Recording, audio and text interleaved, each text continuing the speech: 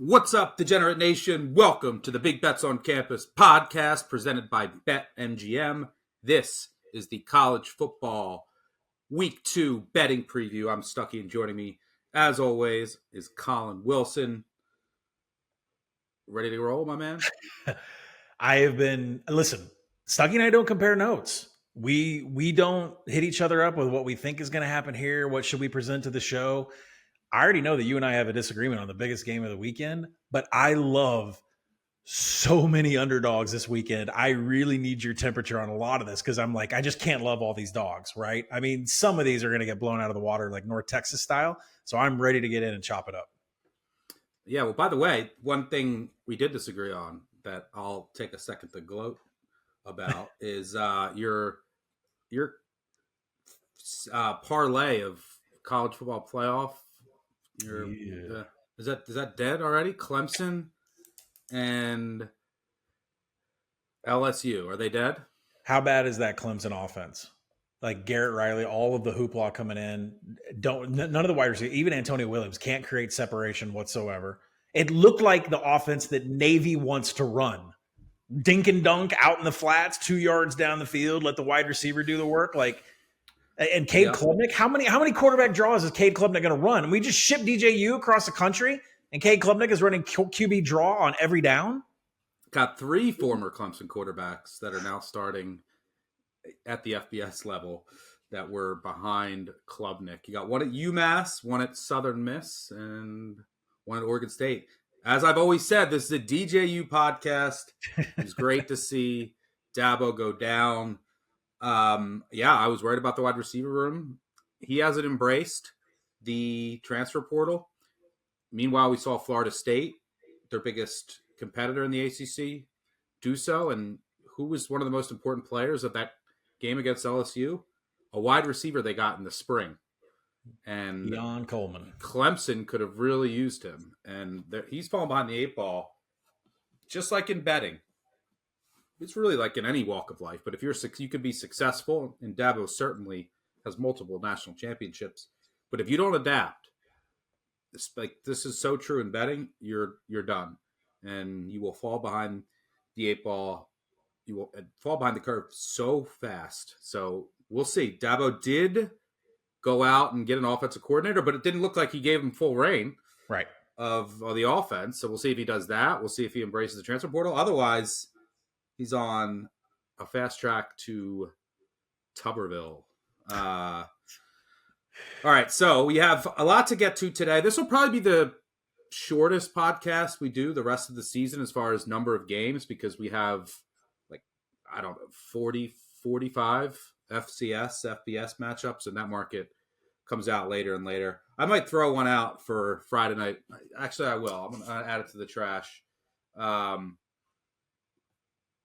As ugly as it gets. We'll talk one FCS game. But, yeah, so we do have a lot of marquee games, which is where we will start. We'll get to 6 marquee games. Let's start off with the biggest game of the weekend, Texas, Alabama.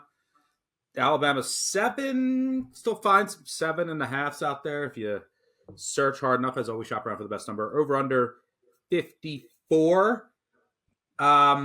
Is this the game you disagree with me on?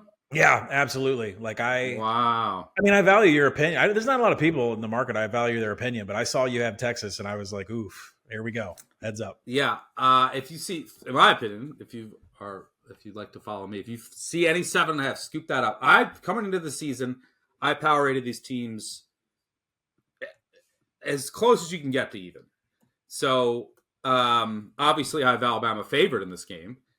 You take into account home field advantage, and Alabama certainly has a significant home field advantage. By the way, this is only the 3rd time that they will be a favorite. They were under a touchdown since 2011, and it's actually never happened in the Saban era against a non-conference opponent. So rare to see Alabama as, well, I should say they were a favorite under a touchdown, 7 or less. Right now, it's sitting at 7. Curious to see where this goes. But number one, this is a numbers play for me. So I had these teams dead even. And after last weekend, like Texas, Yeah, and last weekend I faded Texas in cash, and I bet on Alabama, but who covered and Texas didn't. But Texas kind of just was like, all right, their defense looked really good, and they won. They were up 37-3 late, so I didn't do anything to the Texas power rating, and I also didn't do anything to the Alabama power rating. And I watched every snap of that game.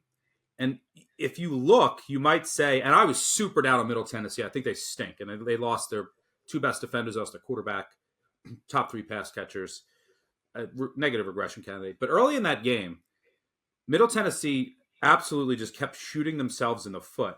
I mean, they had personal fouls. They had a big completion, an eligible man downfield. Another big completion, chop block. Just drive killers. Then they drove 60 yards, missed a field goal. And then all of a sudden, then they drive again, they throw an interception. And then before you know it, the game slips away. And obviously Alabama's way more talented. But Middle Tennessee was like showing flashes of being able to actually move the ball, which I didn't think they would be able to do, even though it doesn't show up in the box score because they kept shooting themselves in the foot.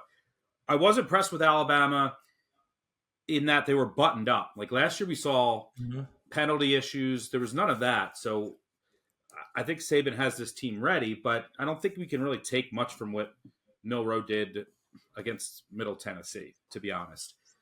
So when I look at this game, so I think these rosters from a talent perspective are dead even. And both teams have questions at quarterback, even though I have Texas quarterback rated higher because of his skill set. The one thing that worries me is, can Ewers connect on his downfield throws? Last year, he was sub 40% on throws that traveled 15 plus yards. Last week, he went 0 of 7 on deep balls.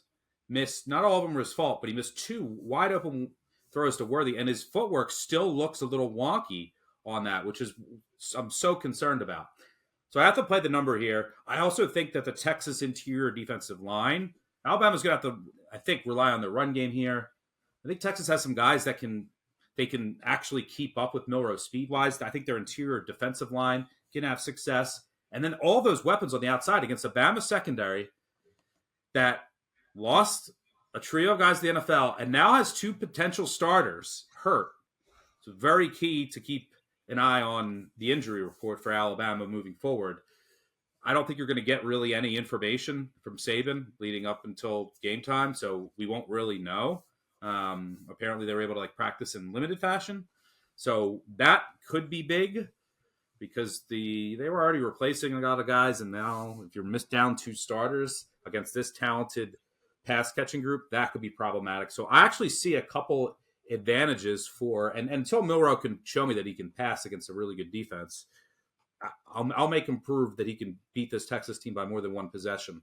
But I will say the Ewers downfield passing does concern me. And if Alabama's one of the smartest staffs in all of college football, they're not dumb. They know that. They watched the TCU film last year. That's what TCU did. And they're going to make Ewers try to beat.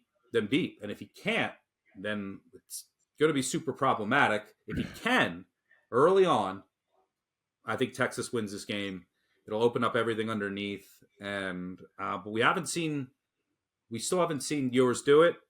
Even if he can't hit those downfield passes, I think this game, I would like the under. I think Bama wants to play this to an under. Yeah. Try to just pound Texas with their rushing attack, use Milroe's legs. But if Ewers can open this up, then, I think that Texas will be money, and so will the over. So that's what I think the key to the game. From a numbers perspective, I had to take Texas. What are your thoughts? Well, on the total, if I'm waiting to see if Malachi Moore and Jalen Key are out. If they're out, I would like the over a lot more. Texas is not the one that wants to slow it down, grind it up, make it a physical game in the trench, and punch each other in the face. So if Texas is going to win or cover this spread, it's probably going to go over. But Alabama wants this to be a slow grind. And, I agree with everything that you said. Absolutely everything. And my thinking, I power rate this game 3.4 in favor of Alabama. What do I have Alabama's home field advantage? 3.4. I have these teams dead on in power rating, so it really took a lot. You're right with me. You're right. I was in this line of thinking all week, and then me going into coach speak and listening to pressers and doing X's and O's and doing analytics, it really changed. Saban comes into the presser and he says, "I liked our physicality. I liked our execution." I haven't really heard him say that all of last year. You mentioned the penalties, only 2 penalties. They led the nation in penalties last year. They had 15 against Tennessee. They had, I don't know, a dozen against Texas. Really a problem for them. They only had 2. You go over to the Sark side. He said something that was so key. I don't know if he just let it slip or maybe he did it on purpose. I don't think he did, but he said, "We must improve our pass rush integrity. A mobile quarterback would have hurt Texas today." And so you go back and watch the film. It's like the defensive ends are jetting like 8 yards up the field on their pass rush. The defensive interior is just like parting the sea of Moses. And so you get back to what Jalen Milroe is, right? All he has to do is take a 3-step drop, see those guys go, and he's off. And I think that's exactly what's going to happen in this game. So when Sark says, "I need pass rush integrity," that means harass the quarterback, but stay in a lane. And if they don't do that, and that Alabama offensive line is able to guide those rushers in a certain way, Milroe's going to be off to the races. And, we're at this crucial moment where we don't know if Jalen Milroe is Jalen Hurts or if he's just going to be another run of quarterbacks at Alabama that we're going to forget about because of fumbles, can't throw the ball, one-dimensional. We're going to find out really fast. But there are things in the numbers that really turned my head to Alabama's way. I'm not going to get into Alabama, Middle Tennessee State. I mean, Alabama was only 17 plays and passing downs. Like they dominated, whatever. It's the Texas offensive line against Rice that really troubled me. I mean, nobody's talking about this. I mean, listen, the trenches on trenches are good on good. I get it. That's what this is. Teams are loaded with NFL talent. But go into the numbers. Rice stuffed Texas's rushing attempts at the national average. I didn't expect that. The Owls generated 8 tackles for loss. What? When did they become so dominant? Each of the running backs struggled to get the ground game going for Texas. If you take the 32-yard run out by CJ Baxter, he had 4 rushes for 6 yards. The rest of them, inefficient. Couldn't get more than 2 yards. A flop. The offensive line had problems in protection, and the offensive line got dominated by Rice in run stuffs and tackles for loss. And quarterback hurries? What is that? Like, I've checked Rice, like, this isn't even supposed to be a good defensive front 7. So I was really shocked by that. That got me on to Bama. And listen, I do power rate it lower. I am playing Bama for 1 unit. The Texas offensive line struggled against a bottom 50 front 7. The pass rush for them, for the Longhorns, was sloppy. The edge rushers, the interior, they're not staying in their lanes. We'll see if they correct that. But Milroe is going to have explosive runs. Jace McClellan, he created 5 missed tackles. Didn't have a lot of yardage. I don't think they wanted him to. He created 5 missed tackles. He's going to be hot out of the backfield. I think the Bama front 7 and Milroe are the difference in this because that Texas offensive line is in trouble. And if that pass rush just flies by Milroe, he's going to Ole them and take off down the field. Yeah, I mean, look, if Texas has to run the ball in this game, then I would agree that they're in trouble. It's going to come down to yours. If yours hits the 2 deep balls to Worthy, where he was wide open, he finishes 21 of 30 for 345 yards, 5 touchdowns, no picks. And everyone is like, whoa. He missed them, which he's done consistently. Can he hit them this week? That's what it's going to come down to. And you're going to know in the first quarter. Because then if that happens, the Bama secondary, which had to replace a lot, could be down 2 starters. Then they have to loosen up. They have to play back. And then there's a lot of space. There's more space underneath for a lot of these weapons. That's the key to the game. I think you got to take the 7.5. You disagree. We will find out on Saturday night, which should be a wonderful atmosphere and all around great Twitter game. I like that this is at too many times we've gotten Texas at noon, right? Like everyone will be a little liquored up for a big Texas Alabama game at night on ESPN. I have to call to get my cable changed. Luckily, I have my wife at the bar as YouTube TV, so I have YouTube TV, but it's on a delay. I keep reading nightmare stories about people trying to cancel their Spectrum, and it's like you're on hold for like 8 hours. I'm putting it off for as long as I can. All right, let's move. Stay in the Big 12. Let's talk a little Baylor, Utah. Utah is sitting at a 7.5 point favorite. Over under 47.5. It's come down from, I think the early low limit openers were 50, 51. I agree with this under move. Big time quarterback uncertainty in this game. We know that Cam Rising didn't play for Utah, and Utah does have a little extra rest and preparation heading into this game. He's been fully cleared. He's going to travel. From everything I've read, it seems like he wants to play, but it's not confirmed yet. Utah did win without him against Florida. I'm not sure they can keep that going, and the element of surprise with the running packages is no longer there. They're going to need Rising this season. Does the Utah staff say, like, look, we might be able to get this game without him, or we just want to make sure he's fully healthy for Pac-12 play? I don't know. I'm curious to get your thoughts there. But the biggest question is with Baylor, Blake Shapen is not going to play. He's going to miss a couple weeks with an injury after they stunningly lost to Texas State in the opener. Baylor was a 4-touchdown favorite, and they went down 42-31. So from that game, some of my notes for that game are very, very concerning for Baylor. And the quarterback, by the way, for Baylor is going to be Sawyer Robertson, who transferred from Mississippi State. Mike Leach recruit. TCU actually wanted him as well. And he almost won this job. Yeah, almost won the job. He's got a lot of arm talent, not a lot of experience. But, Leach, RIP to the GOAT, he recruited him. Leach knows quarterbacks. And then TCU wanted him as potentially their quarterback this year. But Baylor won those sweepstakes. So this is a great buy low, sell high spot. Like Utah against Florida was just shooting themselves in the foot. I don't know if I can get there on Baylor, especially if I don't if I don't know it, because I feel like Rising is leaning towards playing from what I've read. If Rising isn't playing, I would bet Baylor here. But there was so many concerning things with Baylor. They missed their big nose tackle, who's now in the NFL. Their secondary is very raw, and they got torched by Texas State. And Texas State, which has little Zappy, Zappy Hour reference in the pod, Zappy Western Kentucky vibes with like, hey, look, a whole new offense is coming from the FCS level. And they brought TJ Finley in, who could never throw the ball, who just ripped apart Baylor's secondary. 22 of 30 for 303 touchdowns, 10 yards per pass. So the secondary, they missed they weren't getting a push. And the most concerning thing to me is the Baylor offensive line. The Baylor offensive line, which was lost a lot of snaps. They were bringing in, who are the Barrington brothers? That was their name from BYU. Yep.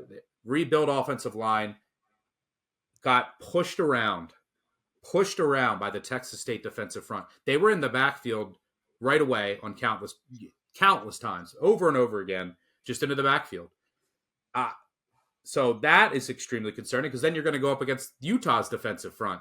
Big difference in Utah's defensive front and those boys down in San Marcos, no disrespect. So I'm concerned about this Baylor team. This screams buy low, sell high now that it's over 7. But with Rising's uncertain status, some of the stuff that I saw with Baylor in the secondary, and especially in the trenches, which is not where you want to be completely overmatched against Utah, I'm worried and not sure I could pull the trigger here. What do you see? Well, I know one thing. I know I laid a 200-1 Texas State somewhere, and I can't find the book I laid it at. Just a pure GJ Kitty. We love him on this podcast. I talked about it on our Group of 5 preview, and as I did a Duke flyer if they beat Clemson in the opener. Guess who didn't bet either? Me. Just like I didn't bet Tulane 50-1 last year after talking about that. But anyway, what are your thoughts here? Yeah, I said that I like a lot of dogs this week. This isn't one of them at all. I mean, Cam Rising is practicing in full. We don't know if he's going to play. My question is, why would you play, and does it matter? Bryson Barnes, Nate Johnson, I think they can emulate what TJ Finley did last week for Texas State. Bryson Barnes went 12 of 18, 159, a TD against Florida. Johnson was 6 of 45 running on the ground with a TD. Made some mistakes when he tries to throw the ball, but that's expected. So whether Cam Rising plays or not, I think if he does play, we've seen some 8s in the market leading up to us recording this on Thursday afternoon. I think you're going to see that rise even higher, probably sit around in the dead numbers around 9.5 if Rising does decide to play. But the focus here is all on Baylor. No Blake Shapen. Sawyer Robertson gets the start. There were rumors that Robertson was going to be the quarterback, but that Dave Aranda learned his lesson, and that's what got Gary Bohannon to transfer out to South Florida. So he was going to make sure he had 2 quarterbacks in camp. It's a good thing that he does.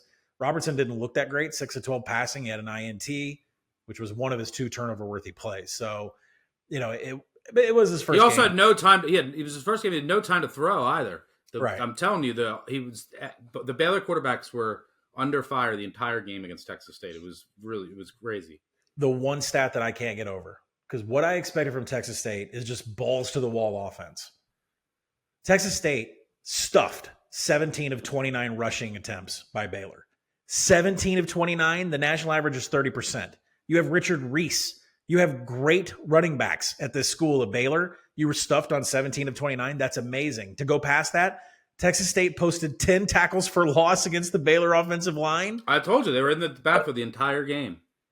And then Baylor couldn't get a push. They really missed Ika in the middle, but it was bad. Texas State had no red lights. 4 for 4 on 4th downs. What? 8 of 31 passes went for over 15 yards from TJ Finley. Like, we couldn't get anything out of TJ Finley except, riding a motorcycle and getting, traffic violations when he was at Auburn.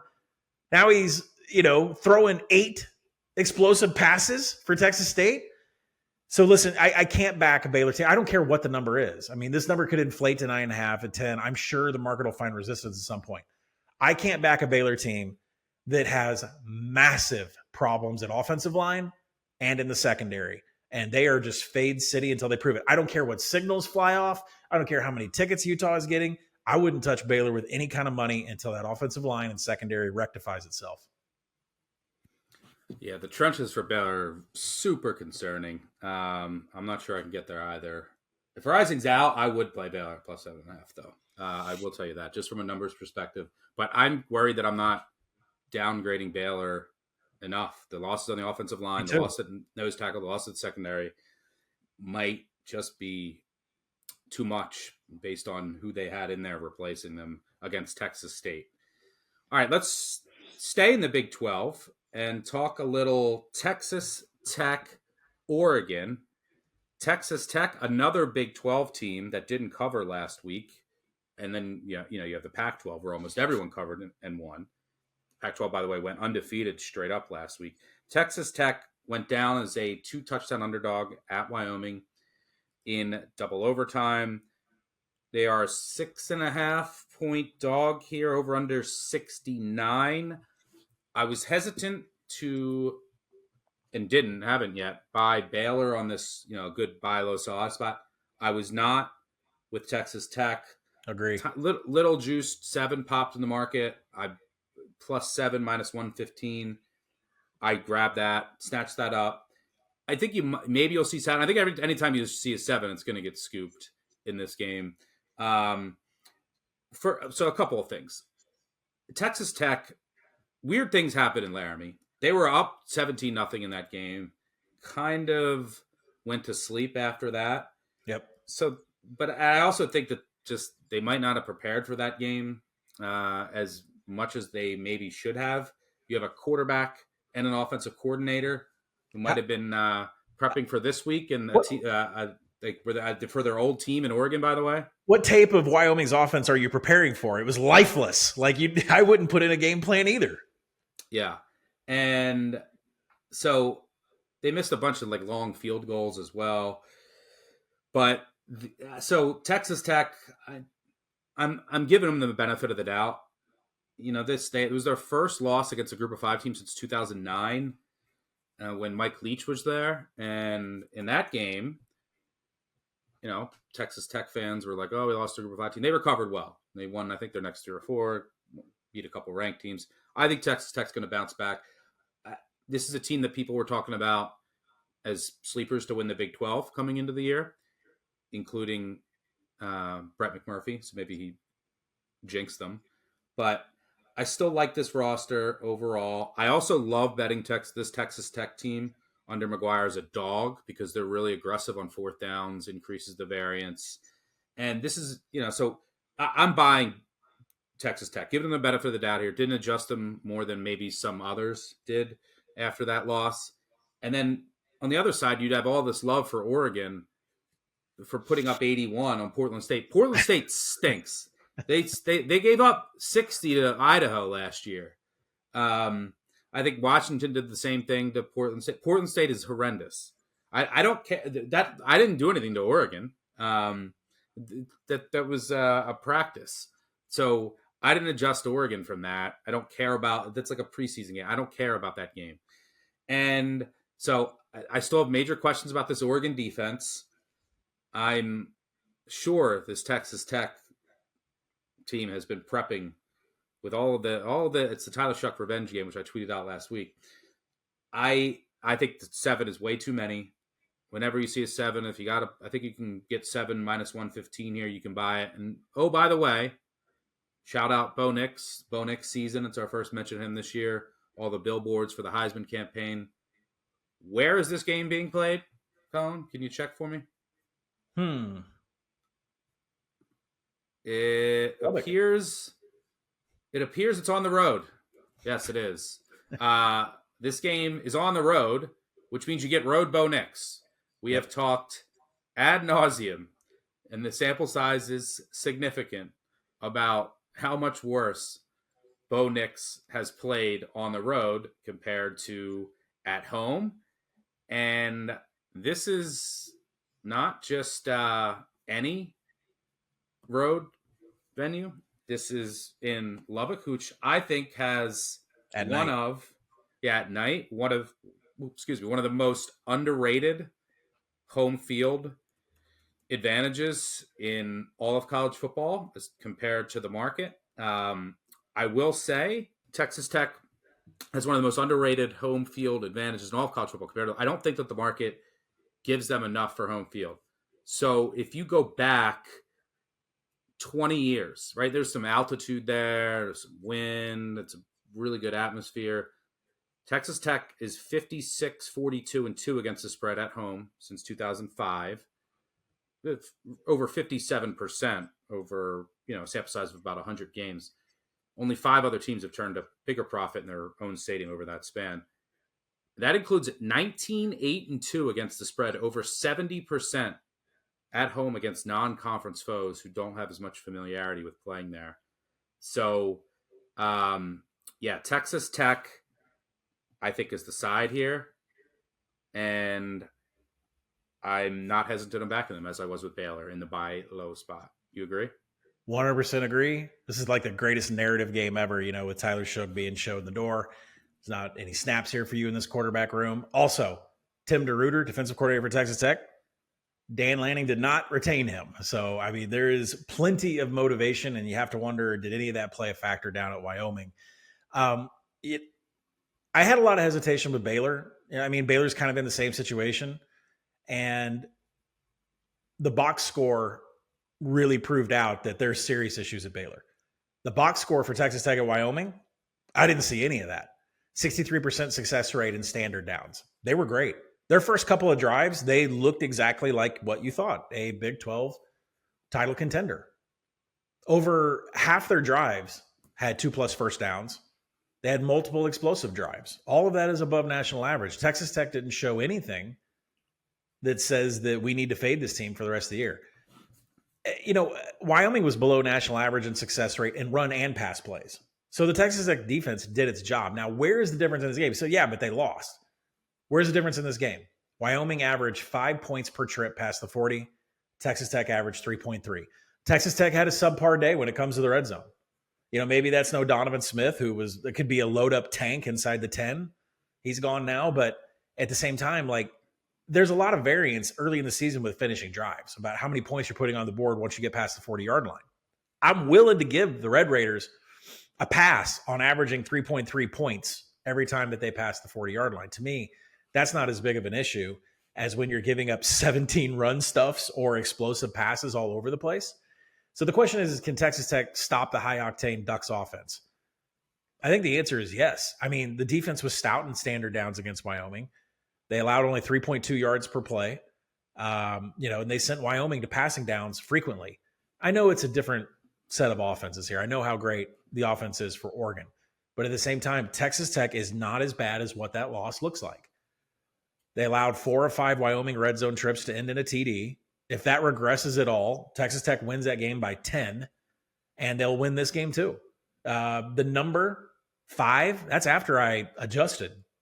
And so, with the number of 5, I was happy to take 7.5, 7. I'd take 6.5. I'd take 6. Texas Tech is a live dog here. Yep. Yeah, I completely agree. A great spot to buy low, guns up. All right, let's go to what I think is a similar spot in Notre Dame, NC State. You have a home dog right around a touchdown, taking on an opponent that absolutely demolished their opponent last week. So NC State, 7.5 point home dog against Notre Dame. Over under, I believe, sitting at right around, there's been some movement here, 51. As soon as I saw it at 7.5 on NC State, I bought it. That's all I wanted. Coming into the year, when I looked at this game, I said, I don't think I'm going to get 7 or more. If I do, I'm going to take it. And unless I learn something new about these teams, we haven't. Notre Dame crushed Navy and Tennessee State, which probably helped this line. And there's a lot of love for it. It won by a total score of 98-6. I didn't really adjust them up that much against Navy. I adjusted Navy down a bunch. They looked incompetent under their new head coach. We knew Sam Hartman and that offense was going to tear through Navy. I didn't learn anything new about Notre Dame. And I don't care what Notre Dame did to Tennessee State. I think Eddie George is the coach there. I don't care. They were 45-point favorites. I still have the same questions I had. I love Sam Hartman. We know how great he is. I still have the same questions I had about Notre Dame that I did in the beginning of the season, because they haven't faced any quality competition for me to draw any type of conclusion about their wide receiver room, which I still think has a lot to prove, and their defensive line, I'm a bit worried about. So I haven't learned anything about them. And then NC State, who, by the way, you have a couple extra days of preparation here with Notre Dame traveling down to NC State. I think another team with an underrated home field advantage in big games. But NC State went up to UConn, new coordinator, new quarterback. There was some rust, but they didn't really show much. I was surprised that Brennan Armstrong ran it 19 times. He's not going to survive the year if they do that every game. But they didn't really open up the playbook, I don't think. And they knew that, once that game was in hand, that they could just win it with their defense, which I think for the most part fared well. There was a blown angle by one of the linebackers on a 77-yard run or something. Other than that, UConn only averaged 3.8 yards per play on 202 total yards. This is a defense at NC State that you can pretty much just always trust to be good under Tony Gibson. And that's a key point here, in that there's a lot of familiarity with this matchup, which makes it pretty intriguing, because you have Sam Hartman and Tony Gibson, who have gone head-to-head in each of the past 3 seasons. And I would argue that Tony Gibson has gotten the better of Hartman in those matchups. If you look, so if I pull up Hartman's numbers, he has, in just those 3 games against the NC State defense, he has 6 touchdowns, 6 interceptions. In all other games in Sam Hartman's career, 6-year seniors played 110 touchdowns, 35 interceptions. It's over a 3-to-1 ratio, 6-6 against NC State. Also, 8.3% sack rate against NC State. In all other games, 5.8. So you're talking 2.5% higher sack rate against NC State. Where does that come from? Well, the Tony Gibson defense, it's all about disguise,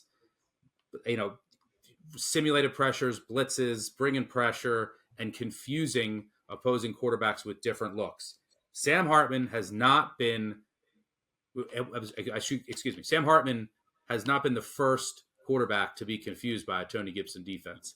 Go back to Patrick Mahomes at Texas Tech. His lowest collegiate passing output in a game he started and finished without getting hurt came against a Tony Gibson defense when he was coordinating at West Virginia. Mahomes looked confused. So Hartman hasn't really figured it out. The offensive line is now better, and it's a different offense, but he had really good receivers at Wake Forest.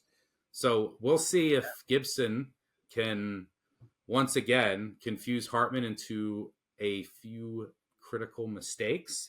But I think this number is too high. I think this NC State defense, you can generally trust them. I think they'll open up the playbook a little more this week. You'll see that offense hit a few more explosive plays. And mainly, I just have to buy NC State after I just haven't really seen anything from either team to make me really adjust what I thought coming into the season. So I'll happily take over a touchdown with the Pack at home. Yeah, I'm glad we did our homework here on this Hartman versus Tony Gibson, because to add to some of what you said, in 2021, 3 TDs, 3 INTs, that was the second worst adjusted completion percentage that Sam Hartman logged that entire year in 2021. Worst overall was against Pitt. There's no shame in that. And last year, 2 TDs, 3 INTs, his worst adjusted completion percentage of the year came against this defense. So I think we've hammered on enough. I mean, I've heard people say, well, you can't lose to somebody 3 times. Yeah, you can. You can lose. Tony Gibson can fool you on Sunday. He can fool you on Wednesday. He can fool you any day. When you go and look at the box score with NC State, you take away that Victor Rosa explosive run. He was held to just 8 rushes for 28 yards. The Wolfpack defense can absolutely present a challenge to Audric Estime. And, Notre Dame is down a running back, right? So they're going to be a little short on depth there. But, Notre Dame hasn't given up a TD through 2 games. And the question is can they contain Brennan Armstrong? On this side of the ball is where I really started to fall in love with NC State. Because forget Navy, forget Tennessee State. Notre Dame's defense could not contain Caleb Williams last year. I'm not comparing Brennan Armstrong to Caleb Williams. I'm just saying mobile quarterbacks that can get out of the pocket and do something. They had a real problem with Caleb Williams last year. Xavier Arline last year had 60 yards on the ground and a TD. Navy almost upset Notre Dame. These kinds of quarterbacks give Notre Dame's defense an issue.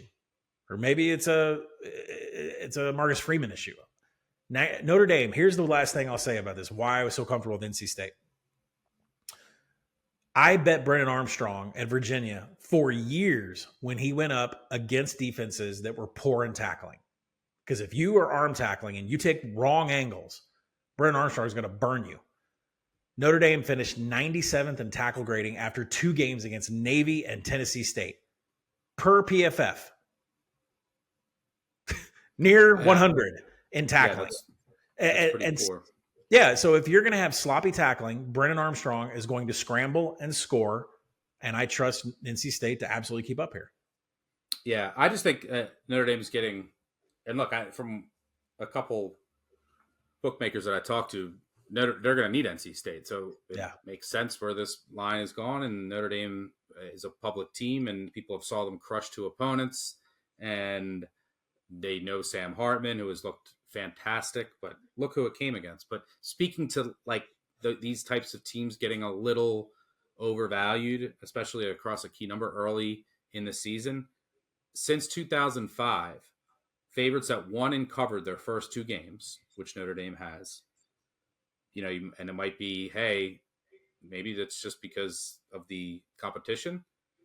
In the 3rd game, when they are road favorites of over a field goal, which Notre Dame is here, 21, 38, and 1 against the spread, just a shade over 35%.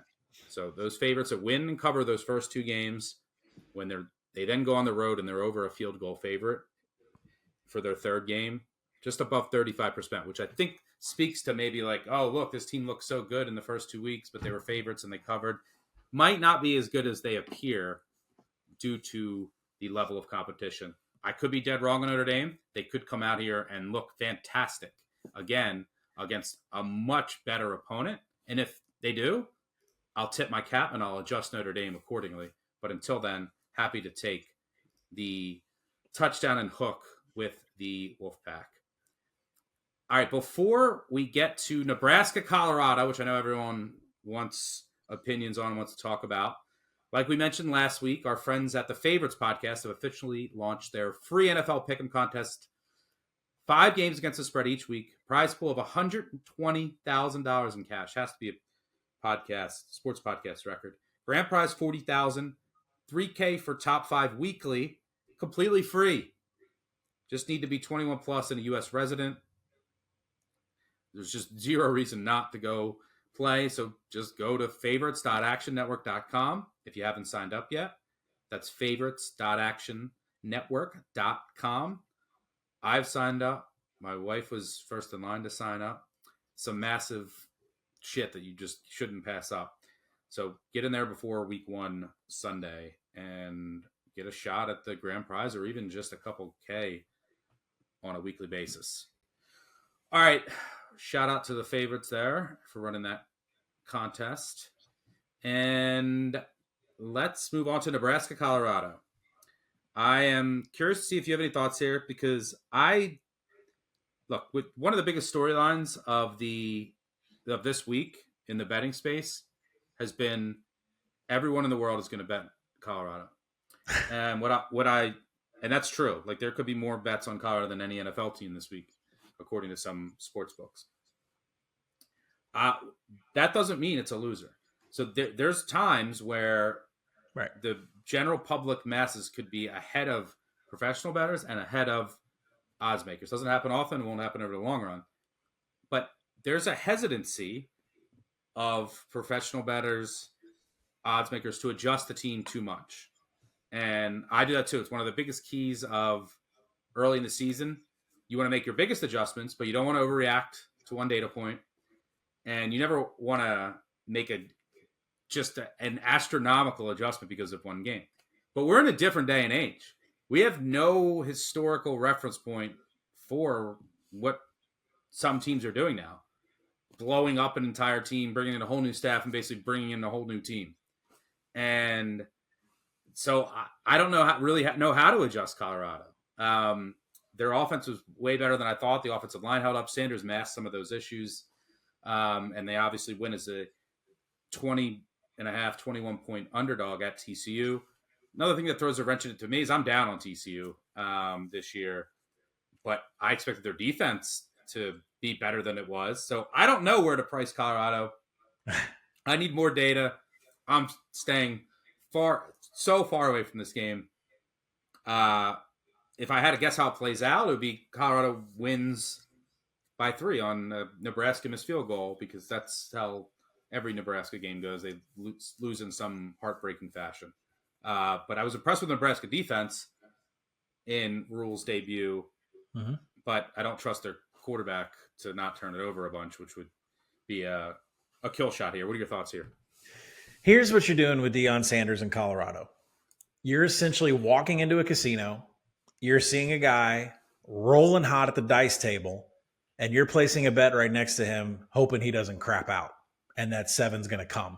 Because that's exactly where Colorado is. Once I dove through the box score, watched every highlight that I possibly could, I've seen this story before. Now, from a power rating perspective, I moved them 13.5 points. I made it Colorado minus 3.5. I'm not sure. We put that out on Sunday before odds makers had numbers out, before anybody else had a power rating out. I said, okay, I'm going to go with Colorado minus 3.5 in this game. It's the biggest adjustment I've ever made in my life. But I think it's justified, and we'll see if it needs to go farther. But I feel like after one game and after going through the box score, I have a pretty good idea about who Colorado is. Colorado offense was explosive. They were just completely explosive on passing downs. They had zero success in running the ball. They didn't even have an interest in establishing the rush. 2.9 yards per play rushing the ball. They just went straight to let's throw. 71% success rate in passing downs. If you want to know what that is, the national average is 37%. They nearly doubled the success rate in passing downs. That's not supposed to happen, especially when you consider their average distance to go in passing downs was 11 yards. They were at like 2nd and 11, 3rd and 11 often and had a 71% success rate. Colorado defense relied solely on defensive havoc for turnovers. That's all it was. It wasn't like they stopped TCU from moving the ball, TCU still gained 72% of available yards. That is a ton. Colorado was just completely on defensive havoc. That's exactly how they stopped him. Travis Hunter, who was like Yeah. defending the multiple receivers all over the field. I mean, it was one hell of a performance. But yeah, their defense still isn't really going to stop many people. But like, how much do I trust the Nebraska offense? That's where I'm getting to, because so the thing is like to put Colorado in a silo, they're the hot roller at the craps table. That's what they are. And you just got to make a decision whether you think it's going to keep going. When I turn over to Nebraska, this is where I easily had to make a decision, because I bought Colorado money line, I think minus 125, 130-ish, because I knew I did that on Sunday when lines started coming out. I knew there would be this mass rush for Colorado. Want to get the cheapest money line possible, because I could easily see this game landing 1 or 2. When I look at the Nebraska side, the Cornhuskers did a great job shutting down the Minnesota rushing attack. They allowed 3.1 yards per rush. The defense got 5 pressures from Ty Robinson on the interior, flushing out Ethan Kaliak-Manis. My question is, are those 2 variables a good thing, Stuck? Colorado's not running the ball, so what does it matter that Nebraska shut down the Minnesota rush? Good, you flushed out Ethan Kaliak-Manis from the pocket against Minnesota, but do you want Shedeur Sanders outside the tackles running around and passing downs with 71% success rate? I think that's a recipe for disaster for Nebraska here. Now, Jeff Sims did lead a very stout rushing attack. I mean, they were great on the ground until he has to throw, until he has to make decisions. So Nebraska falls to Colorado thanks to 2 areas. One, Minnesota converted half their third downs with a quarterback passing on the run and allowing explosives and passing downs. That's exactly what Colorado wants to do. So what Nebraska's good at, stopping the rush, doesn't apply here. And forcing the quarterback out of the pocket, I don't think you want to do that either. And then you have Jeff Sims, who can be a turnover machine, going up against this havoc-minded, we only depend on defensive turnovers, Colorado defense. It's just a recipe for Nebraska to lose this game by 1, 2, 3, I don't know. But that's how it's going to go. And I'm telling you, if Colorado wants to win here and cash a money line ticket, great. We'll take it. Maybe we take the week off against Colorado State, but we are going to hammer Oregon and USC against this Colorado team at the end of the month. But for today, we're going to stand next to the craps table. We're going to stand next to the guy throwing the dice, and we're going to let him roll for another week. Yeah, I mean, Nebraska ran the ball, like a trillion times and averaged like 5 yards per rush against Minnesota. That's what the identity of the offense could be, which with these new clock rules makes me want only bet unders with them. But I'm not betting a Colorado. I'm not betting a Colorado under yet. So it's a pass for me. Good luck. I'll be tuning in just for the entertainment value.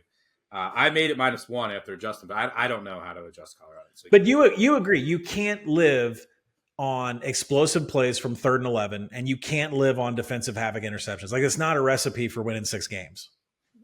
Yeah, agreed. They're gonna have to get more. They're gonna have to improve on defense, and then obviously get better on standard downs and more consistent on offense. But definitely, as if they, with what they are right now, a very high variance team, which is what you saw from a team that's what it takes to win as a 3-touchdown underdog. But definitely an exciting storyline. So good luck to everyone that will be, which is most people, backing Colorado. All right, one final marquee matchup to get to: Texas A&M, Miami. This game is going a little under the radar because of all the other stuff that's going on. And you have Texas, Alabama, and for how these teams have performed recently. But there's some optimism around both programs. Both looked good in relatively easy covers against inferior opponents in week 1. A&M's a 4-point favorite here, over under 51. The over's taken a bunch of money since open. From a numbers perspective, I like Miami here. It's an interesting, both teams benefited. It seems like they benefited from coordinator changes. Both of these teams have a ton of talent. If you just go up and down the roster, both quarterbacks looked pretty good in their openers. Van Dyke looked healthy. The Miami defense looked great. And this Texas A&M offense, they were going a little faster. They were a little more vertical, and they have 2 really good receivers in Stewart and Thomas, who just have such big catching radii. Anai Smith as well is still there. I'm still a little concerned about the trenches for Texas A&M, the defense. Like Mike Elko, look what he's doing at Duke. They miss him. You see the coordinators at Clemson that are known, they miss them. So from a numbers perspective, I didn't really learn too much last week. Maybe Fisher will allow your boy Bobby Petrino to just take the full reins at all times. But what if this game gets close? I still have my questions. Like, does he pull it back? You couldn't really gather too much information based on the opponents last week. I mean, New Mexico stinks. They're bad. They're awful. But at this number, Miami at home, I'm either betting them on the spread or there's a little more variance because of the unknowns here, in my opinion. So maybe I'll throw them in a round robin dog. But Miami to me is the side. But it was definitely some more optimism around Texas A&M from what you saw with the offense led by a very talented quarterback in Connor Weigman last week, even if it was against a bad opponent. And Miami just strangled Miami of Ohio from the start. What do you see in this one? I agree. I make the game 3. I think every number out there is good if you want to buy it. Let's just put it to bed. This is Bobby Petrino's offensive system. Don't know who's calling the plays, but it's his system. Connor Weigman, more than half of his targets were 10-plus yards down the field. Last year, he was less than 40%. I mean, and play. You get a lot of different formations too, like different formations they were using. The route tree is completely different. Play action dipped from 18% to 10%. The Aggies. I think the one thing that people are not talking about, which I did play on the over in this game, I wrote it up on Action Network to spoiler alert for everybody. I do like the over in this game, but one thing I'm not hearing talked about is the fact that the Aggies increased their pace by 2 seconds per play. That's kind of crazy. I mean, Petrino's not really the fastest guy, but he's not really kind of hanging around like Jimbo's offense was either. Cristobal,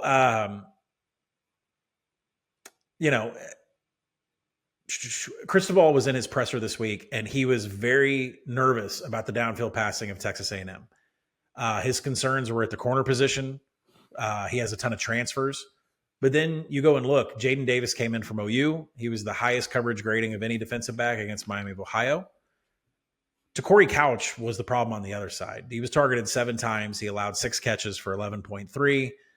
And then Jadis Richard and Devontae Brown had worse grades than Couch. So, I think there's a room here, an avenue for points. But I do think Miami can win this game outright. I mean, New Mexico had all of their offensive success in standard downs. The Hurricanes dominated Miami of Ohio in standard downs.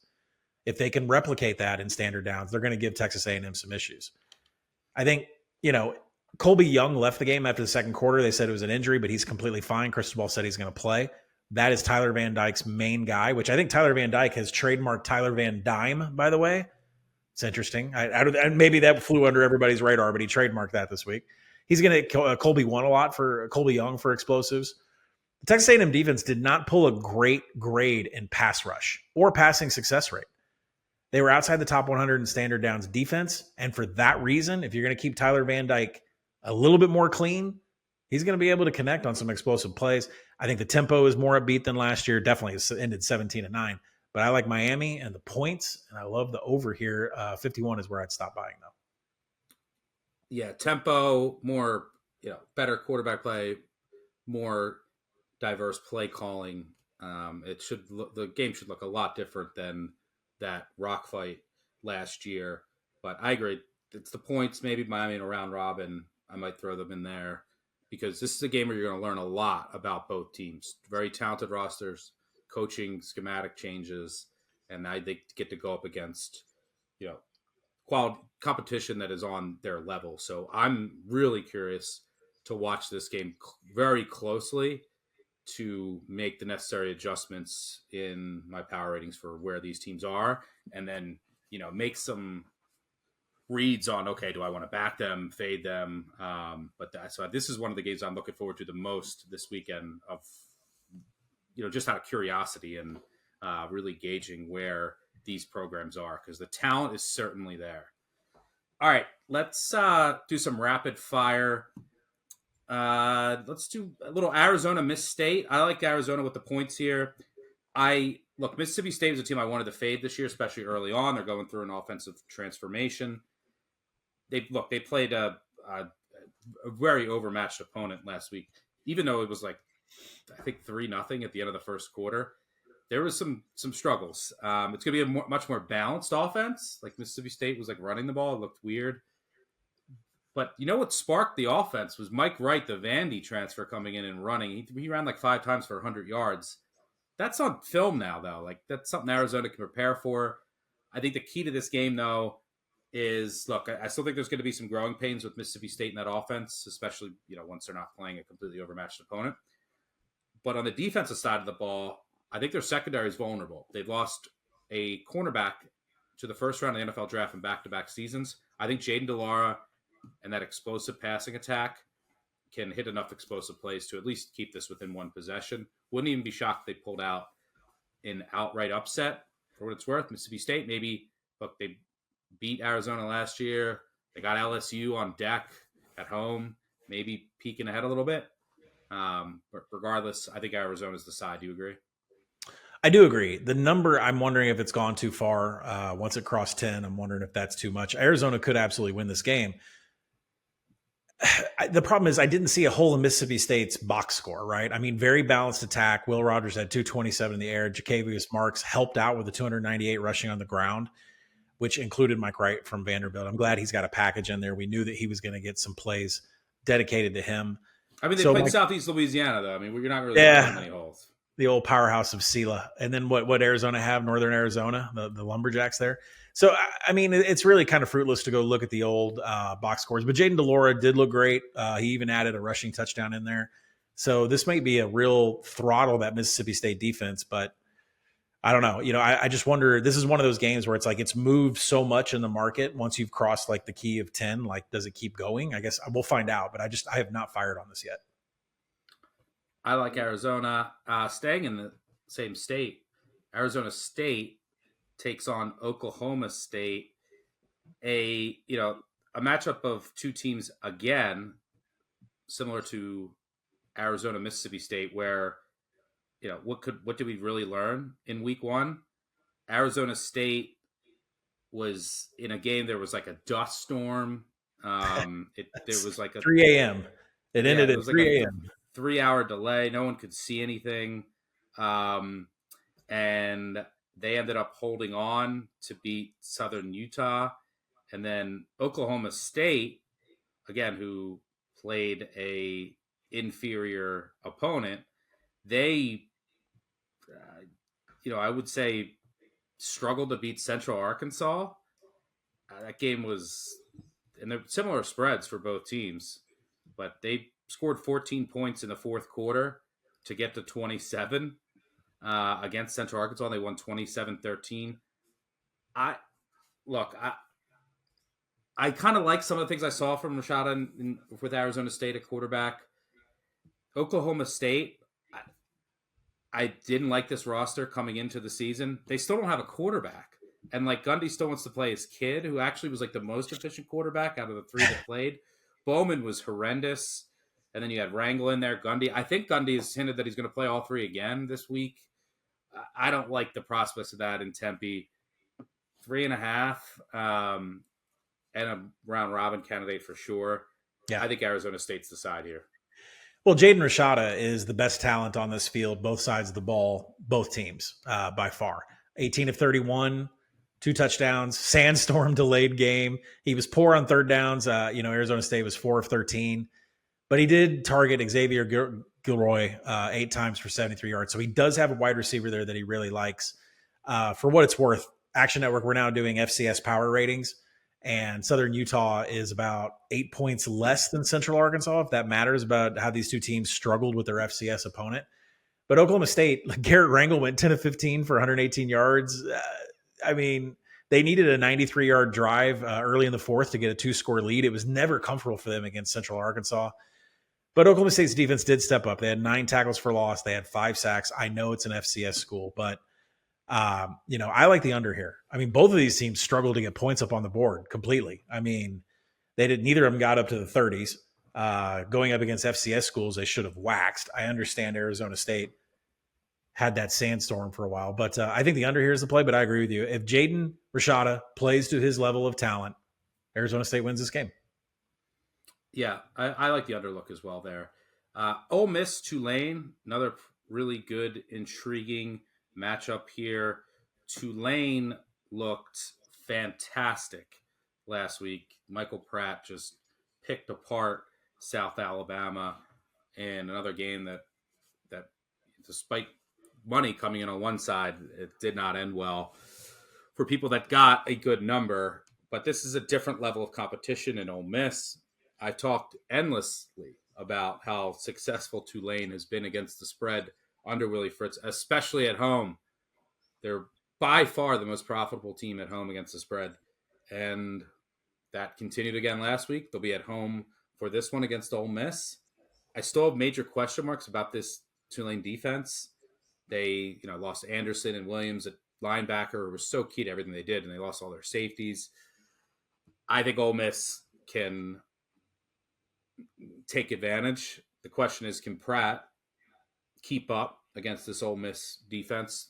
Ole Miss has taken money from the open, sitting around 7.5 point favorite. Do you see anything in this game? Yeah, I absolutely like Tulane in this game. I mean, I power rated 2.5. And I think the big question that I had is Jackson Dart, he completely has grasped the playbook. He had a great game, 4 TDs. All 4 of them went to Trey Harris. Trey Harris winds up out wide to the left exclusively. So and by the way, Ole Miss had 17 explosive passes. Crazy. But the question is does Tulane have corners to stop Trey Harris? And the answer is yes. Both Jarius Monroe, Lance Robertson, they're there at corner. They cranked out 13 PBUs last year. Robinson's already recorded an INT against South Alabama last week. And the question then becomes, can Tulane slow down Quinshon Judkins?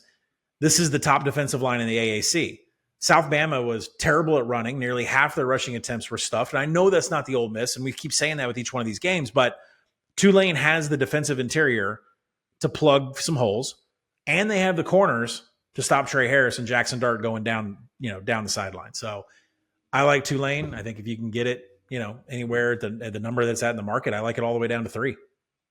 By the way, something I forgot to mention, Alabama, when Alabama goes down to Texas, Auburn goes down to Cal, Mississippi State goes down to Arizona, Texas A&M goes down to Miami, LSU already went down to Florida State. All of you, including our producer, who are laughing at my Ole Miss 25-1 SEC West futures. We'll see who gets the last laugh. Sorry, I got to get it in there before it all falls apart.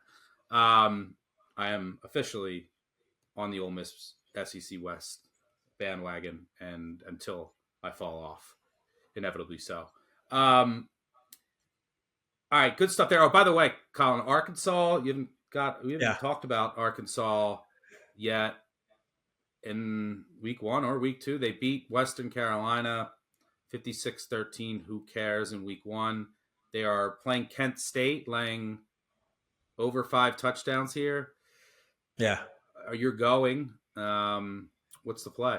Anything? Yeah, the play is the under. I think all Kent State games should be the under. And I'm a little bit nervous. It's not for a lot of money. Raheem Sanders, Rocket Sanders, is out. He was doubtful, a little bit of swelling in his knee. They got some stuff back from the doctor today. And so the primary bell cow running back for Arkansas is not going to be there. But what that means is you've got 3 or 4 running backs that have been jockeying to try to be second string here. DeBinion's going to get a ton of the carries here. Arkansas wants to establish the rush. And that's all Kent State can do. And Kent State loves to burn clock. I mean, that under against UCF should have absolutely hit. No look ahead for Arkansas here. They got BYU next week, a game that, they struggled with for the first half and then came out on fire the second half and won that game. So I think they're going to go vanilla. Actually, I know they're going to go vanilla, and they're going to work on who the backup is to Rocket Sanders this entire game. So no love for Kent State covering, but the under is always in play when it comes to Kent State. God damn, you're going to make me bet another Kent State under. Well, the problem is that Pittman was running up. Pittman and his new offensive coordinator, Dan Enos, they're running up touchdowns. Like KJ's busting 50-yard, scrammed with 10 minutes left in the fourth quarter. Like, they did not let their foot up off the pedal in the last game. It's against Western Carolina. So we'll see how it goes. That's concerning. Kent State definitely was playing faster than I thought they would too against UCF. I don't know if I'll pull the trigger. I can't believe that's you're going to be spending your Saturday afternoon watching Kent State Arkansas. Have fun. All right. Before we continue on, I do want to remind everyone to check out Mike Calabrese and Mike Iannella, Mike and Mike on the Group of Five Deep Dive every Wednesday morning here on BBOC, talking all things Group of Five. Calabrese crushed his Oklahoma pick, so much so that Butch Jones cried on the sidelines last week. That was a lot of fun. Sounds like this week they're fading Trent Dilfer and UAB into the sun versus Georgia Southern. Gata. I'm on that. Colin, I know you did that as well. Yeah. Make sure you check out the podcast there. They also talk a little UTEP Northwestern, a home dog to UTEP, a minor nation team that has not beat a Power 5 opponent since 1967. Does it happen this weekend? Yes or no? No.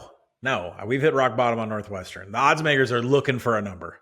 They're looking for a number on Northwestern. So you think Northwestern wins? Yes. Okay. All right. Let's get to everyone's favorite segment. Let's talk some trash.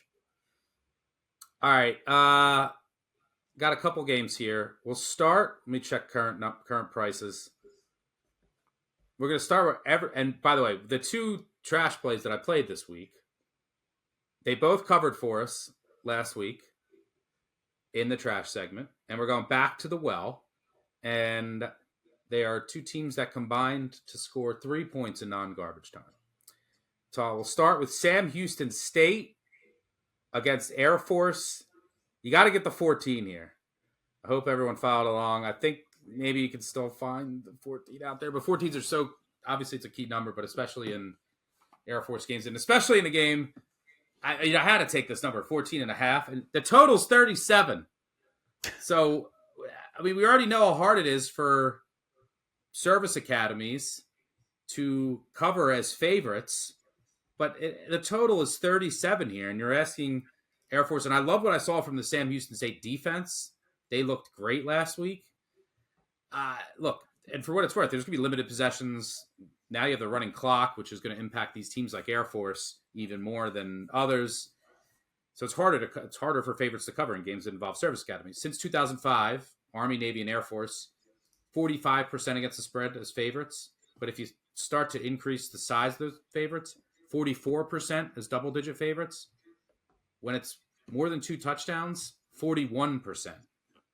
This is just a classic fade of a service academy playing a really good Sam Houston State defense. The problem is the offense did nothing at all. Nothing. Keegan Shoemaker was horrendous. He was bad last year, too. They sat a bunch of guys. I thought they were going to be undervalued coming in this year, and they did cover. They covered 20.5, even though they didn't score. That could happen again this week. And maybe Grant Gunnell, maybe it's a bad sign they didn't turn to him, but they have Grant Gunnell, who's been at Arizona, where else? North Texas, Memphis, I think. Maybe I forget where he's been. So there's a chance that they play him. He can't be any worse than Shoemaker. So there's some upside at the quarterback position as well. But I'll gladly take 2 touchdowns plus here in this game with a total of 37. Agree or disagree?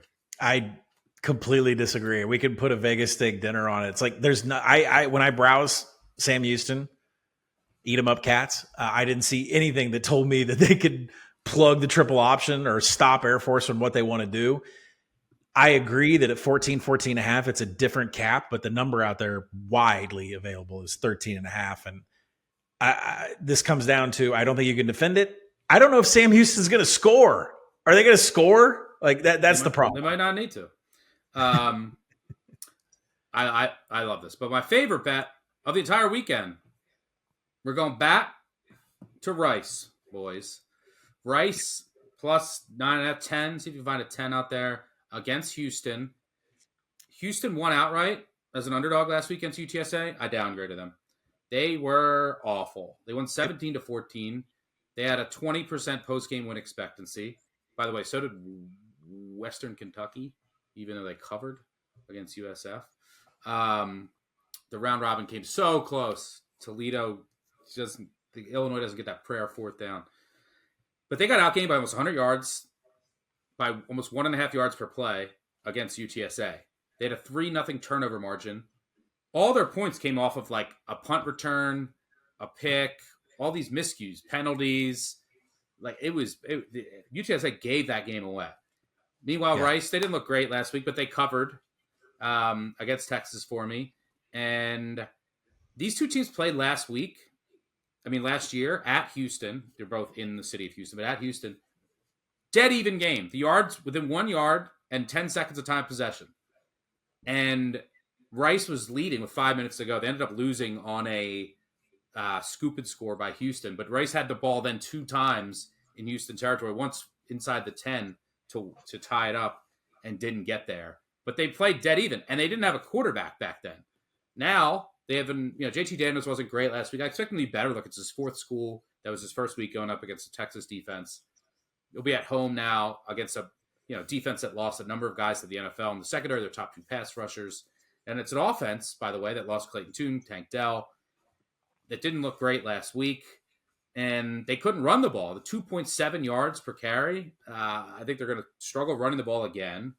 And I actually like the Rice secondary, very veteran secondary. So, I think this number is way too high. It's also a horrible spot. Like, Houston escapes that game against UTSA. They have TCU on deck for their Big 12 home opener. They host the national runner-up next week. Yep. And like Rice gets to host Inner-City Big Brother. For what it's worth, Houston under Dana Holgorsen notoriously comes out in these games as favorites, and then they'll slow starts, and then they have to rally back to win. Holgorsen 31-44-1 against the spread as a favorite of more than a field goal.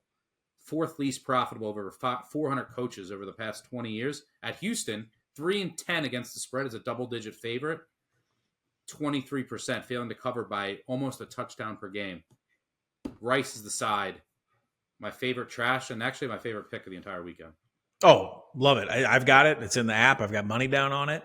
The fact that Houston has overlooked, the fact that there's a little bit of box score fraud the week before, and reverse back to about minute 10 or minute 15 in this podcast. What did the Rice defensive front 7 do to Texas offensive line? There's just too many variables here. I'm with you. It's Owls. That GIF is coming out. I'll be tweeting it all day. Yep. Oh, yeah. I can't wait. We get into Owl gifts. Charlotte, Maryland. I have to get a Charlotte shout out here. Plus 24.5 against Maryland. I just don't know enough about Charlotte yet. Maybe I'll throw a couple rounds on it for fun at the bar, but I got nothing here yet. Don't worry. We'll be betting Charlotte. I ordered some Biff Poggi shirts today, by the way, which I'll be cut off, like the cutoff version and everything. Cheap. I got one cut off, and I got another one that says like smoking stogies with Poggi or something, and he's smoking a cigar. But I'll bring them out when I get them. I ordered them today, but I got nothing. Don't worry, we'll be betting Charlotte this year. I don't see any value in this game. Still need to learn a little bit more about Charlotte. Do you see anything there? No, it's a game I make 33, so I'm not touching Charlotte till we've had a cupcake. They won. Let's see what they do when they're heavily big underdog. Southern Miss, Florida State. Southern Miss has maybe a quarterback. They definitely have a guy who can complete passes, which they haven't had in prior years. Billy Wiles, who transferred from Clemson, looked good last week, although it was against Alcorn State, threw for close to 300 yards. Frank Gore's still there. This defense still has some guys, the nasty bunch. Florida State, short week after that big win. I might buy Southern Miss. I mean, look, Florida State might be getting, like, I thought this was going to be 28.5. Now that's at 31.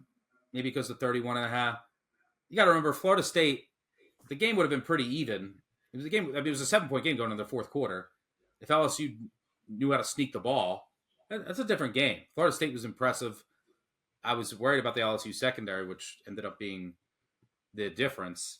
But Florida State definitely got, fortunate in that game as well. So maybe a little overreaction. 31, I might take Southern Miss, right? Right or wrong? No, completely right. I mean, when you look at this, Florida State has to turn around and start their ACC play next week against Boston College.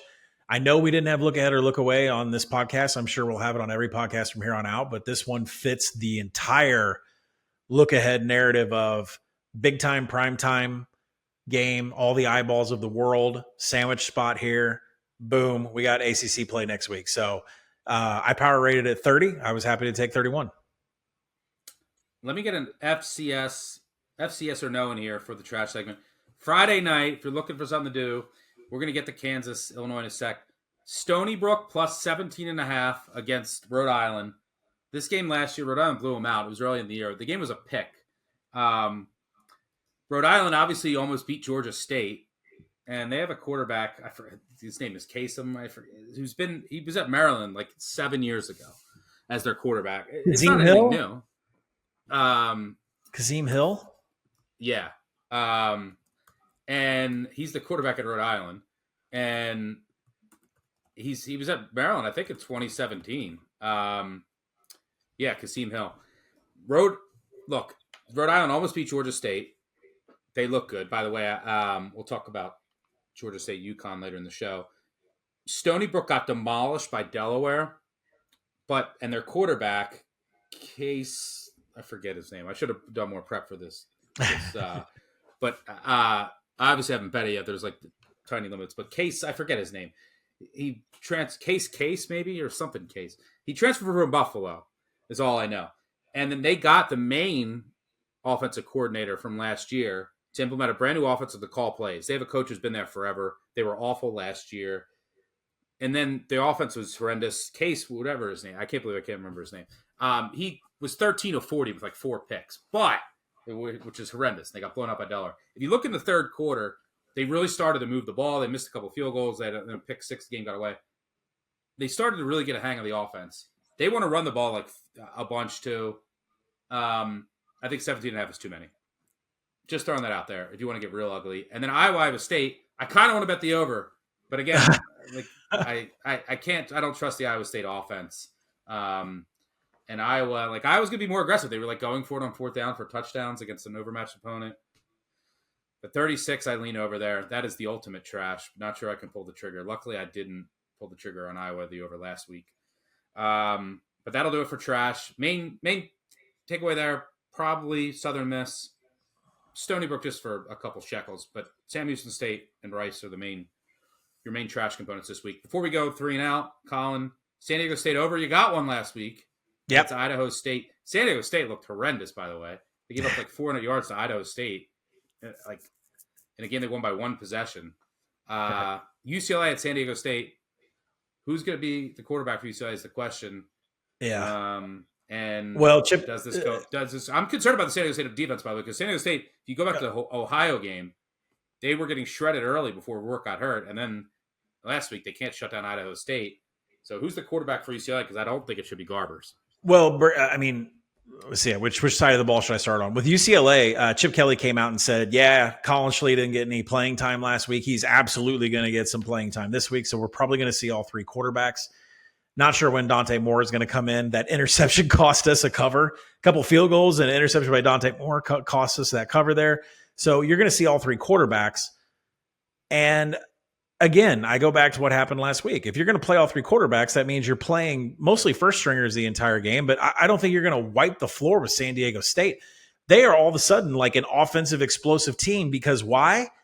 Because Brady Hoke told us during Mountain West Conference media days, he's not comfortable with explosive and vertical.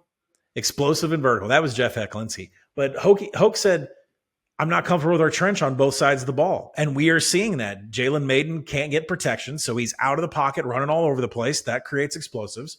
Then on the defensive side of the ball, if Idaho State can run over the defensive line, UCLA is going to be able to do it too. So I bought San Diego State plus 14.5. Jalen Maiden is going to make explosive plays on the outside. Grayson McCall really didn't have any scrambles. He had 1 scramble for 10 yards. That's going to change this week. Maiden's going to be able to keep them in this game. At 48, I'm a buyer. It's at 48.5 in the market. It continues to trend down. San Diego State totals always trend down during the week. That's why you don't see Colin hitting the over till like Saturday. And maybe if I'm not comfortable, I'll hit a lie. But yeah, I'm hitting over 48 on here because San Diego State is no longer a defensive juggernaut. Another San Diego State over for Colin. All right, good stuff. That was 17 games in about an hour 20. But we have a couple other to get to. Let's go 3 and out. All right, Friday Night Lights. Only 1 main game here. Illinois at Kansas. I love Kansas here. Not sure I'm going to play them, but might be money line. Yeah, might lay the 3. But That's Illinois, look, they weren't impressive last week against Toledo. They needed a miracle fourth down to win that game. Jaden Daniels looks like he's going to play for Kansas, and they have a couple extra days of rest and preparation. Illinois is on a short week. By the way, last year these two teams were both in the same spot, and Kansas upset West Virginia, I believe, and Illinois lost at lowly Indiana on the short week. And Kansas is just, this is not the team that you want to play on a short week when you lost your entire secondary to the NFL. They are one of the toughest offenses in the country to prepare for. They aren't reliant on any one or two guys, and a brand new raw secondary is going to have a lot of trouble here. Throw in Daniels' legs. And I think Illinois is really also going to miss Chase Brown here, their running back. I think Kansas is the side here. Do you agree? Absolutely agree. Money line is the play. There's a minus 150 out there, but I would try to find a dance partner, maybe parlay it with. Jalen Daniels is going to play in this game. That steam pushed it through the key of 3. Illinois, if you didn't watch that Toledo game, they're going to struggle. They lost 3 defensive backs to the NFL draft. And that's top a real 75 problem. Picks, not just like a 7th rounder. Yeah. Devin Witherspoon's a one-man wrecking machine. And listen, the Lance Leopold offense is based a heavy pre-snap motion. And Jalen Daniels absolutely will turn around, counter, left, right. I mean, if you're not a sound defensive back in the back 7, you're going to be running all over the place. I think Kansas is going to get them twisted in a pretzel, be able to have explosive plays on them all day, especially with Jalen Daniels back. Toledo had 6 passing explosives against the Illinois defense.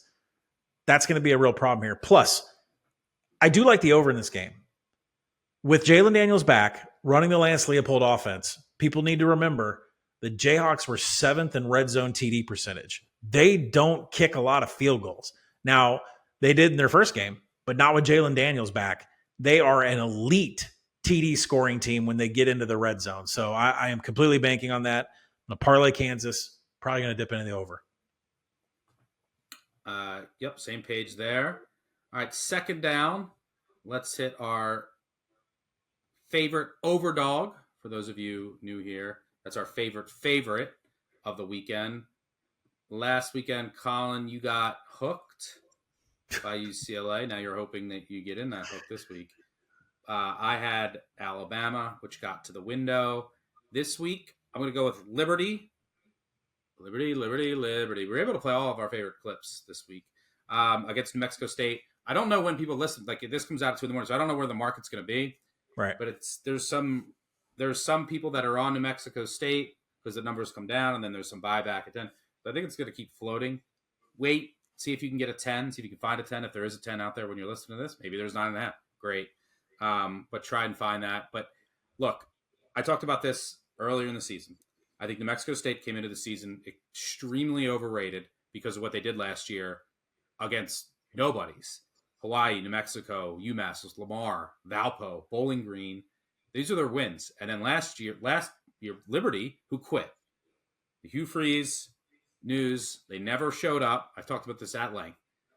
24-point favorites. They lost by, I think, 24. They got blown out. Never showed up. Don't care. The game means nothing. But they've been thinking about that all summer. A lot of quotes about it. They were embarrassed on their home field. Now New Mexico State comes out west again. And by the way, I don't think they've gotten any better, New Mexico State. I think their defense has gotten worse.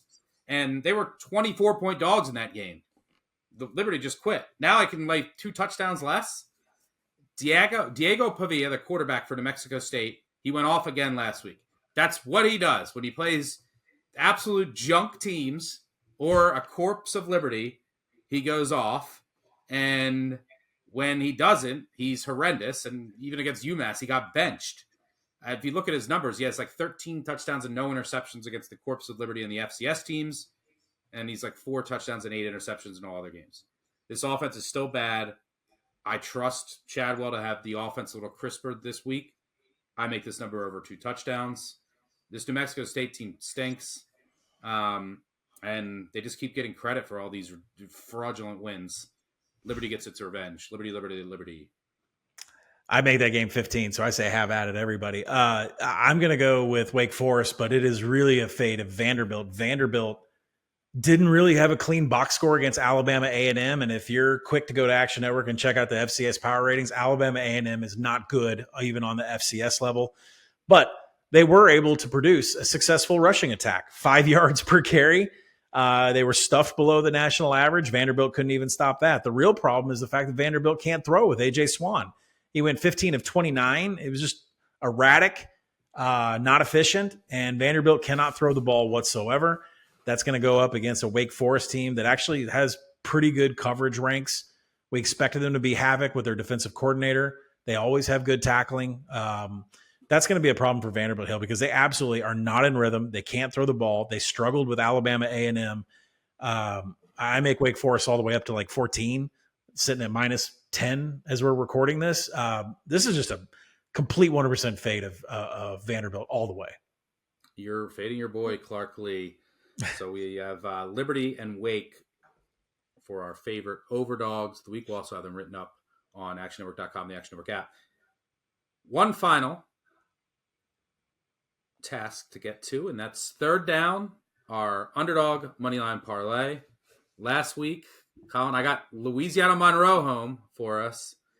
With Army just started turning over the ball late in that wild, ugly game. We won't talk about North Texas, which I also had. So let's try to get both to the window this week. I'll start things off small underdog this week. Let's go UConn. This is just a fade of what I saw from Georgia State last week and what I saw from the UConn defense last week, and then the potential at quarterback. And I think it'll even be better in the second week. So I think UConn's very live here as a small Say the quarterback dog. name. You're fantastic. Fagnano. So I think this game is basically a toss-up. So we'll take the moneyline dog on the small road Huskies.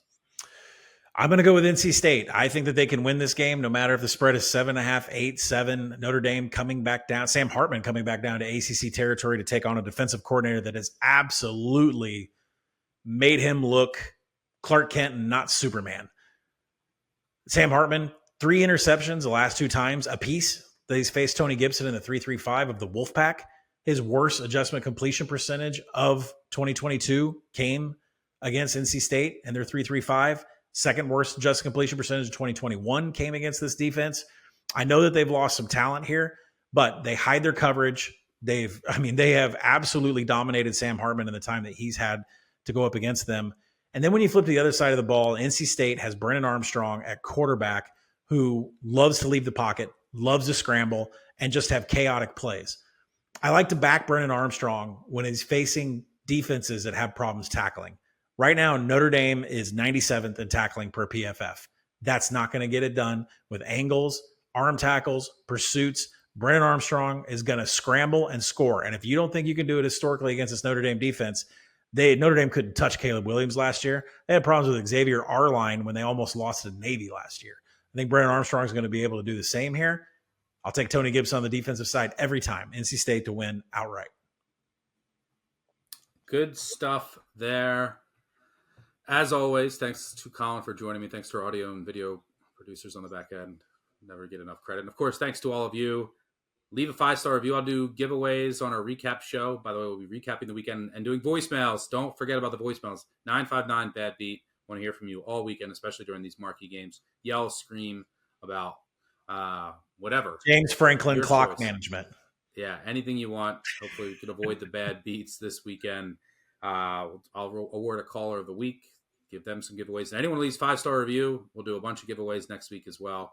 You can say whatever. Those really help us out. If you're listening on YouTube, make sure you subscribe to the channel. Hit that like button. That really helps us out as well.